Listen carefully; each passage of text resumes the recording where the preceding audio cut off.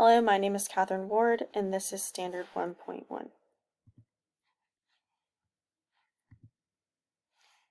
For Standard 1.1, I set 2 learning goals for myself to explore and apply pedagogical approaches made possible by technology.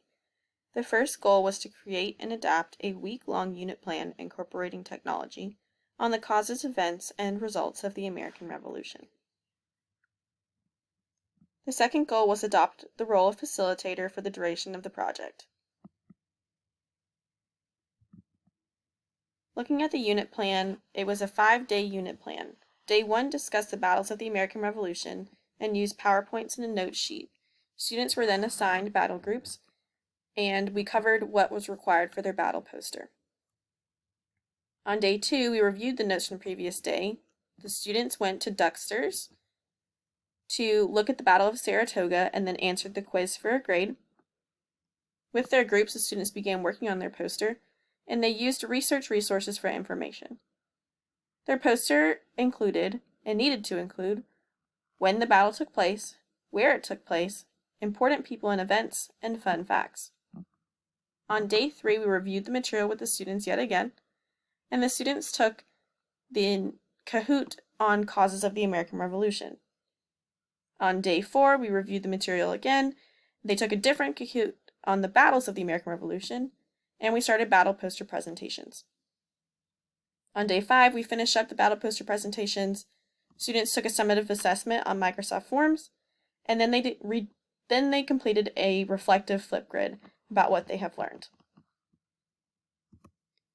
This is the PowerPoint that we used for students to take notes at the beginning. So it goes through all of the different battles that the students are working on. Here's the online resources that were posted to our Learning Management System CTLS for the students to access.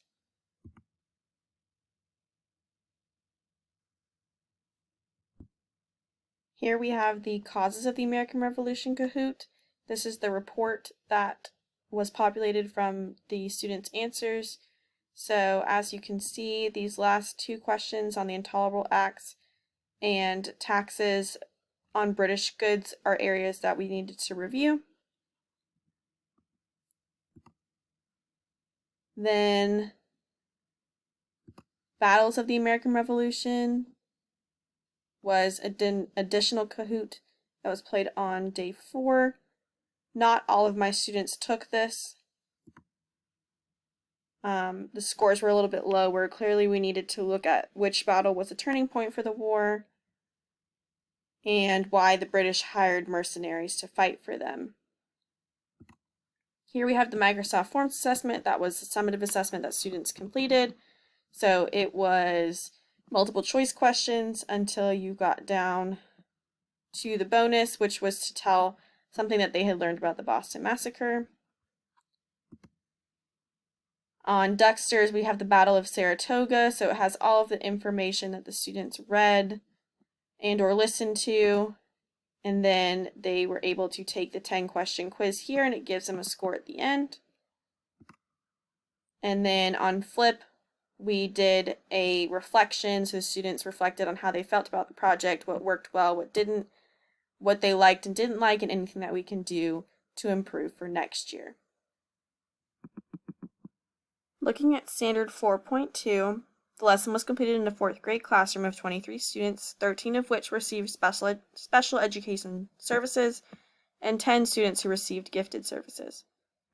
Throughout this lesson, I collaborated and co-learned with students to discover and use a new digital resource, Flip. While using Flip, we did encounter some technology issues that required troubleshooting to move forward. So co-learning with students about a new digital tool, like I mentioned, Flip. So Flip is a video-based tool that allows for discussion across digital devices. It's fun and engaging and can be used to enhance communications for students and teachers. It also allows opportunity for collaboration, feedback, and student engagement. So we did a Flipgrid as a reflective aspect of our project, so the students reflected on what they liked, what they didn't like, what worked well, and anything that we could do to improve for next year. This was the students' first time using Flip in my classroom, Some of them had previously used it in their other classrooms from previous grade levels. However, majority of the students did not have experience with Flip prior to this project. Some challenges that we face with it's a new digital resource.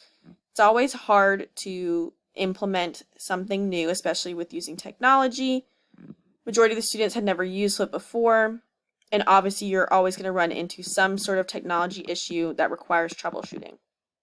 Some students had difficulty logging in. It required them to have a username and password, while others were able to directly access the Flip through the link, while some kids needed to do it at home through a QR code. So we had to provide multiple different outlets in order for students to get into the topic itself.